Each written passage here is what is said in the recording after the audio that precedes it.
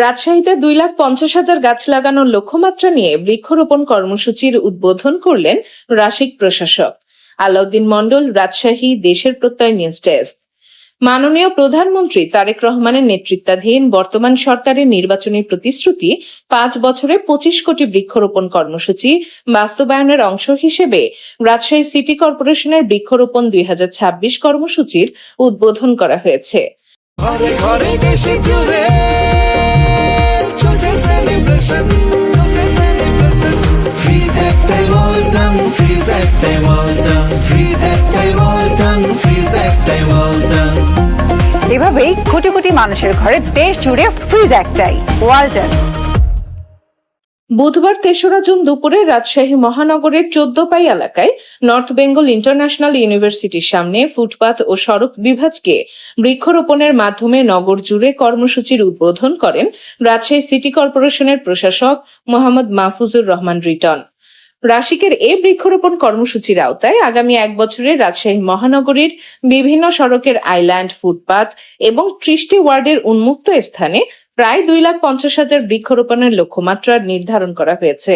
এর মধ্যে প্রথম পর্যায়ে প্রায় 53,000 গাছ রোপণ কার্যক্রম শুরু হয়েছে। নগরীর সবুজায়ন বৃদ্ধি, পরিবেশের ভারসাম্য রক্ষা এবং সৌন্দর্য বর্ধনের লক্ষ্যে বিভিন্ন প্রজাতির ফুল, ফলজ, বনজ ও ঔষধি গাছ রোপণ করা হবে।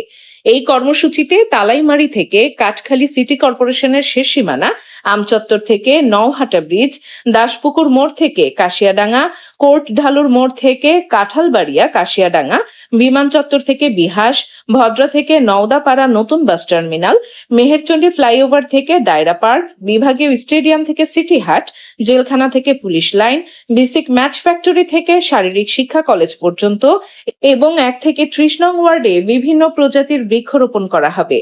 বৃক্ষরোপণ কার্যক্রমের উদ্বোধন শেষে রাশিক প্রশাসক মোহাম্মদ মাহফুজুর রহমান রিটন সাংবাদিকদের বলেন, মাননীয় প্রধানমন্ত্রী তারেক রহমানের নেতৃত্বাধীন বর্তমান সরকারের নির্বাচনী ইশতেহার বাস্তবায়নের অংশ হিসেবে নগর জুড়ে ব্যাপক বৃক্ষরোপণ কর্মসূচি গ্রহণ করা হয়েছে। আনুষ্ঠানিকভাবে এই কর্মসূচির উদ্বোধন করা হলো, যা চলমান থাকবে। নগরবাসীর সহযোগিতায় আমরা এই উদ্যোগকে সফল করতে চাই। নগরবাসীর প্রতি গাছ লাগানোর আহ্বান জানিয়ে রাশিক প্রশাসক বলেন, প্রত্যেকে অন্তত একটি করে গাছ লাগান এবং তার যথাযথ পরিচর্যা করুন। আসুন সকলে মিলে রাজশাহী মহানগরীকে আরো সবুজ, পরিচ্ছন্ন ও পরিবেশ বান্ধব স্বাস্থ্যকর নগরী হিসেবে গড়ে তুলি। তিনি আরো বলেন, শুধু বৃক্ষরোপণ নয়, গাছগুলোর যথাযথ পরিচর্যাও নিশ্চিত করা হবে। রাশিকের পরিবেশ কর্মীরা নিয়মিত পানি প্রদান ও পরিচর্যা করবে।